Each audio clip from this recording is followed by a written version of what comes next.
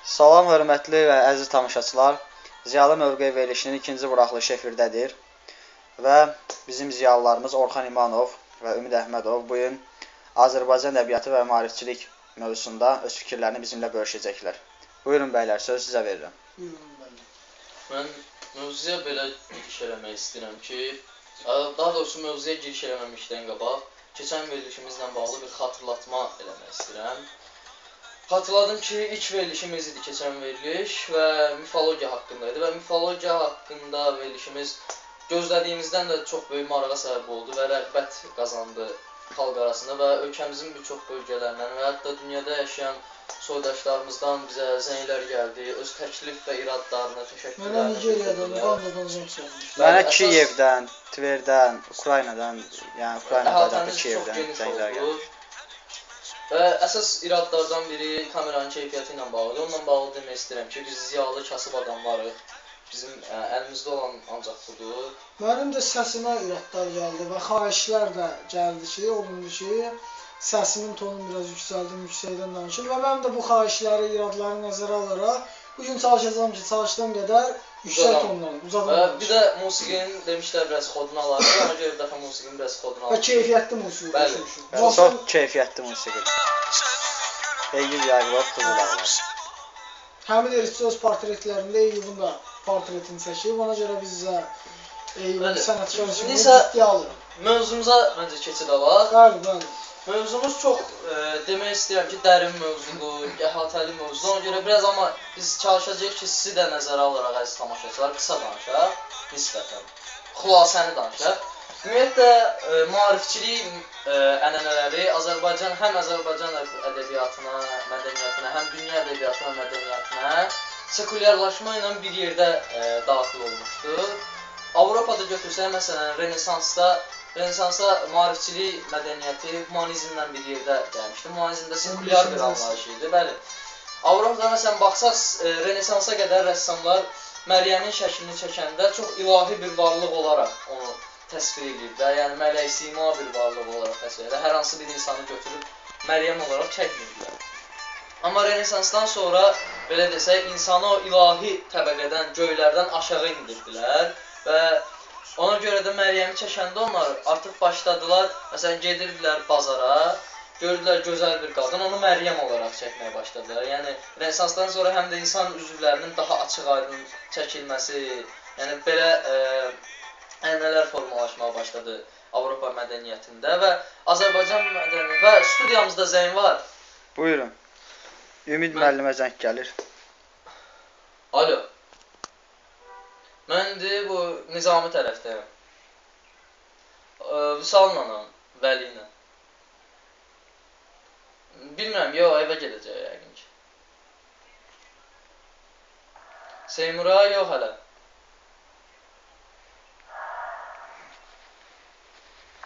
Hər sən də qalarsa, lap olmasa ikimiz gedərik.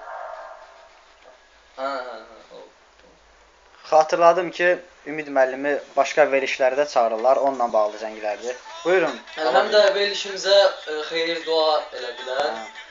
Və canlı izləyirlər bizə hal-hazırda. Əlbəttə ki, Azərbaycan ədəbiyyatında isə bu maarifçi ənənələri 19-cu əsrin belə desək ortalarından gəlirdi. Abbasqulu Ağa Bakıxanov, Mirzə Fətəli Axundov gətirmişdi. Və onlar da, məsələn, gördüyünüz kimi Axundovdan başlamışdı dini tənqid olunması, xurafatın tənqid olunması və realist ədəbiyyat gətirmişdi. Və Azərbaycanda ilk dəfə belə deyək, maarifçi ənənə əsasını onlar qoymuşdular və bizim əsas verilişimizin mövzularından biri də hələ də Azərbaycan mədəniyyətinin o mərhələdə qalmasıdır. Hansı ki, bu vacib bir mərhələdir, amma keçilməli bir mərhələdir. Mən də bir neçə söz demək istəyirəm. Ümid müəllim bunu çox yaxşı vurğuladı. Bizdəki hal-hazırdakı yəni maarifçilik Molla Nəsrəddində, ya indi maarifçisənsə ya Molla Nəsrəddinçi olmalısan, ya da füyuzatçı olmalısan. Bu çox yanlış metoddur da. Bu düzgün bir şey deyil. Çünki artıq 21-ci əsrdə yaşayırıq. 21-ci əsrdə və 21-ci əsrin öz qanunları var, öz ənənələri var ki, bununla mübarizə aparmaq lazımdır və yaxud da buna uyğunlaşmaq lazımdır. Misal üçün, bugünkü tərcümə olunan kitablara baxdıqda diqqətlə görürük ki, tərcümə olunan kitablar 18, 17, 18, 19-cu əsrin maarifçiləridir. Misal üçün, Voltaire tərcümə olunur, Russell tərcümə olunur. Bu, bilirsiniz necədir? Bu doğru deyil. Çünki Voltaire, misal Voltaire'in öz Fransa mühiti var idi. Voltaire həm də xristiyanlığı bilirdi. Voltaire dini bildiyindən, xristiyanlığı bildiyindən Fransada öz ənənəsini qoydu, öz adını yaza bildi, tarixə keçə bildi yaxşı mənada, sekularizmi yarada bildi, yaşatdı, bünövrəsini qoydu. Amma Azərbaycanda problem üstündədir. Problem hal-hazırdakı bu maarifçilərdədir ki, bunlar Voltaire'in elədiyini eləmək istəyirlər. Azərbaycanda sekularizmin birdən möhkəm və güclü bir gövdəli, necə deyirlər, necə demiyorlar? Əsaslı, köklü bünövrə qoymaq istəyirlər, amma qoya bilmirlər. Bunun da məncə əsas səbəbi odur ki, çünki dini bilmirlər. Yəni Azərbaycan belə vaxtında şərq insanı şərqi bilməlidir. Bizdəkiləri şərqi bilirsiniz necə bilirlər? Bizdəkilər şərqi Facebookdan, jurnallardan və yaxud da ki, bir-iki kitablardan, orientalist prizmasından bilirlər, yəni baxış prizmasından bilirlər şərqi. Bu doğru bir şey deyil. Əgər sən maarifçisənsə, sən qərbi də bilməlisən, sən şərqi də bilməlisən ki, doğru bir anlayış ortaya qoya bilərsən. Yəni ən azından istədiyi eləyə bilmək üçün var olan, belə deyim də, mentalları yıxmaq üçün mütləq dini bilməlisən. Bundan əlavə olaraq yəni öz fikrimlə demək istəyirəm ki, son zamanlar ən çox maarifçilərə toxunanda, bu 20-ci əsr maarifçilərə toxunanlardan biri həmin Hirtsidir. Məncə həmin Hirtsinin toxunduğu mövzular çox yaxşıdır, amma tutduğu mövqe o qədər də doğru deyil. Bilirsiniz niyə doğru deyil? Həmin Hirtsin misal öz qabığına çəkilir. Hə, öz qabığına çəkilir. Yəni o bizi kimi gəlib oturub burada ziyalı mövqeyin bildirməlidir. Yəni ziyalılar az qalıb Azərbaycanda. Biz də tək-tük onların nümayəndələri. Həmin Hirtsi fikrimizi bildirməliyik. Həmin Hirtsi Prometey misalı olmalı, yəni üsyankar olmalıdır və öz missiyası davam elətdirməlidir. Qarşı cəbhə yaratmalıdır. Amma yaratmır. Həmin Hirtsi bunu eləmir və həmin Hirtsi bunu eləmədiyinə görə məncə kamil deyil. Kamil deyil. Yəni addımı uğurlu deyil. Bizim kimi kamil ziyalı ola bilmir. Bizim kimi yəni kamil ziyalı ola bilməsən deyirsən. Təbii ki. Mən də Orxan yaxşı qeyd elədi bu şərqi bilməmək məsələsi. Bu bilirsiniz nə yaxşı? Elə bil sən həkimsən, yanına xəstə gəlib, sən də onun xəstəliyin, onu tanımadan, xəstəliyini bilmədən başlayırsan ona dərman yazmağa. Yəni bir adam da əgər şərqlidirsə, şərqdə maarifçiyəm deyirsə, gəlmişkən çox gözəldir mahnını orada qoymaq üzrədir operatörümüz. Məncə onu qoysun. Bu arada Vüsal bəyə özlərinin təşəkkürümüzü bildirir. Xoşdur, mənim üçün çox xoşdur. Əlində telefon tutur, yorulmadan bizi çəkir. Bu bizim maarifçilərimizdə şərqi bilməməklə bərabər bir də xalqdan belə qorxmaq, xalqa qarşı bir ikrah hissi var. Məsələn, adca götürsək bəyənmədiyimiz bu türk maarifçilərində belə xalqı yəni bir sevgi var da. Yəni nə qədər tənqid eləsələr də, yəni heç biri xalqı belə söymür bizimkilər kimi. Yəni xalqı söymək məncə heç bir şeyə gətirmir. Xalqla məzələnmək, yəni belə bu yəni düzgün üsul deyil. Yəni bunu Molla Nəsrəddinçilər eləyib görmüşük ki, bir xeyri olmuyor, bir töhfə verməyib cəmiyyət. Ona görə metod dəyişməlidir. Artıq müasir ədəbiyyat ən azından işlənilməlidir Azərbaycanda. Bəli. İndi Ağalar Məmmədov demişkən, Azərbaycanda belə deyək, biraz iqtidar var, müxalifət var. Azərbaycanda bir uğurlu yol olması üçün üçüncü bir yol lazımdır ki, bu üçüncü yol yoxdur. Bu gün də Azərbaycanda maarifçilik baxımından iki cür cəbhə var da. Bir var, yəni Molla Nəsrəddin, bir var Füyuzat, Molla Nəsrəddinçilər, bir də Füyuzatçılar. İndi də arada onu iynəyə sakitlik verir adama. Çox sağ olun. Nəysə, danışmayın. Buyurun, davam edin. Yəni demək istədiyim odur ki, üçüncü bir yol olmalıdır ki, biz bu yolda irəliləməliyik. Yəni biz bu şərqi bilməliyik. Yəni indi elə hamı da elə bir təsəvvür yaranıb ki, hamı indi deyə bilər ki, axın bu dini bilirdi də. Cəlil Məmmədovzadə dini bilirdi də. Yəni onlar dini bilsəydilər, həqiqətən də bu gün onların qoyduğu yol davam edərdi. Davamı gələrdi bu yola. Əgər bu yolun deməli bünövrəsi zəif idisə, bu yol o qədər belə deyim də effektiv olmadısa, effekt vermədisə, deməli Axundovun bildiyi din orientalizm də bu din deyil. Yəni həqiqətən də bu şərqi bilmirdi. Bunun bildiyi din bu gizli pərdələr arxasında gizlənən tarix kitabı var. Fatimə Mennisi. Fatimə Mennisi. Mərakeşli tamaşaçılarımızı maarifləndirmək üçün bir ziyalı olaraq bildirim ki, o Mərakeşli feminist yazardı.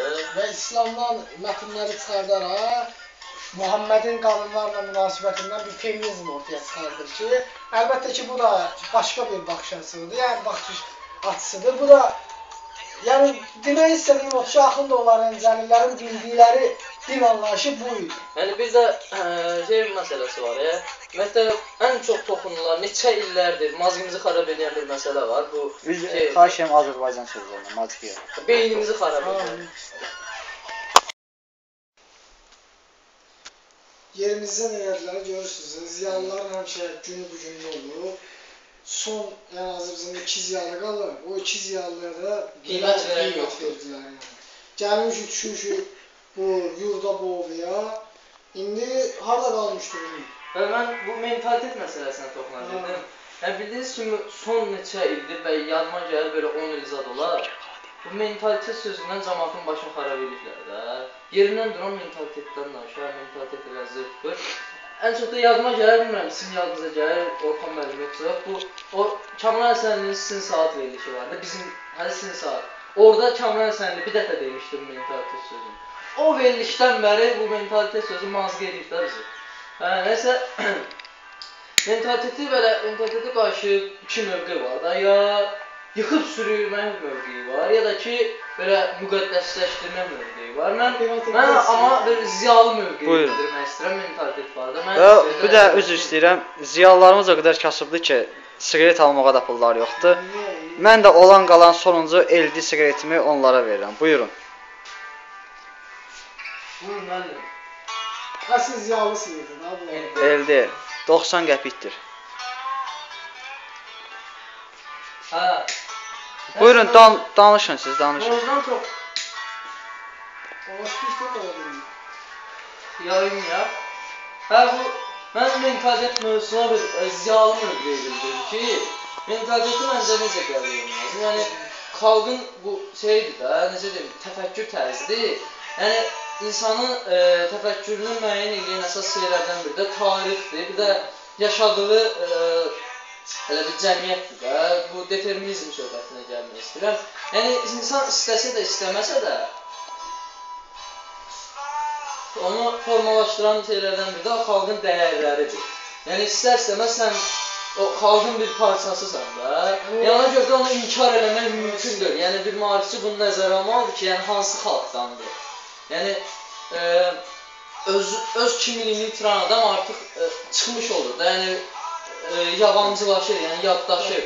Ona görə də sadəcə ziyalı adam, yəni bizim kimi baxmalıdır ki, hansı dövrdə hansı faydalıdır. Yəni o mentalitetin, o məşhur söhbət var, Avropanın yaxşı tərəflərini alıb pis tərəfini götürmək. Mən onu mentalitetə də aid eləmək istəyirəm həmçinin. Yəni elə dəyərlər var ki, mentalitetdə, yəni sən onu ata bilməzsən, mümkündür. Yəni əlbəttə ki, mentalitetin Ümid müəllim düz deyir. Sizdən belə işləyir yəni. Ziyalı kimi düz bildirir. Yəni bizim cəmiyyətə bu gün başdan ayağa götürüb mentaliteti biz yıxsaq, bu cəmiyyətə çox mənfi təsir eləyəcək. Yəni biz böyük bir xaosun içində, olsa xaosun içindəyik, amma mentaliteti tam başdan ayağa silmək isə böyük bir xaos gətirər bizə ki, bu da bizə lazım deyil. Bizim indi üstümüzə düşən Ümid müəllim demişkən, yaxşı tərəflərini götürüb, pis tərəflərin silmək, üstündən xətt çəkməkdir ki, biz ziyalılara, Ümid müəllim və mənim üstümə düşən də budur. Başqa maarifçilər haqqında biz onu deyə bilərik ki, yəni yekunlaşdıraq məncə. Məncə də yekunlaşdırmaq lazımdır. Usta xalqımızı çox yormayaq. Axşama da Qalatasaray Fənərbağçə oyunu var. Ora gedirik hal-hazırda. Baxmağa gəlir. Verilişimiz də o oyundan sonra yayınlanacaq, onu deyim. Sonra bunu demək istəyirəm ki, yenə deyirəm, Azərbaycanda əgər maarifçilərdən bizə baxır, bizi dinləyənlər varsa, biz onlara demək istəyirik ki, nə Molla Nəsrəddinçi ol, nə də Füyuzatçı. Yəni üçüncü bir metod Alternativ fikirləşmək var. fikirləşməlisən ki, alternativ. Bunu inkişaf Hal-hazırda Orxan müəllimlə neçə vaxt onun üstündə işləyir Bəli. yazıqdır. Bunu bir sirr açın tamaşaçılara. Bilirəm ki, Çox gözəl oldu. Ekskluziv olaraq bizim veriliş üçün təşəkkürlər bəylər. Çox sağ olun. Çox təvazökarsınız. Çox sağ olun. Biz bu 3-cü yolu inkişaf elətdirib Azərbaycanda bunun bürokrasi qoymaq istəyirik və ümid edirik ki, buna nail olacaq. maarifçi gənclərə səslənir ki, öz xalqınızı tanıyın, bilin, kimliyinizi itirməyin. Və çalışın xalqı tənqid edə bilərsiniz, amma hər şeyin norması var da. Xalqdan ayrılmayın. Xalqdan ayrılmayın. Çünki siz də xalqdan birisiniz. Bəli. Mənim sözüm bu qədər. Məncə verilişimizi yekunlaşdıra bilərik. Təşəkkürlər. Çox sağ olun bizi izlədiyiniz üçün. Çox sağ olun.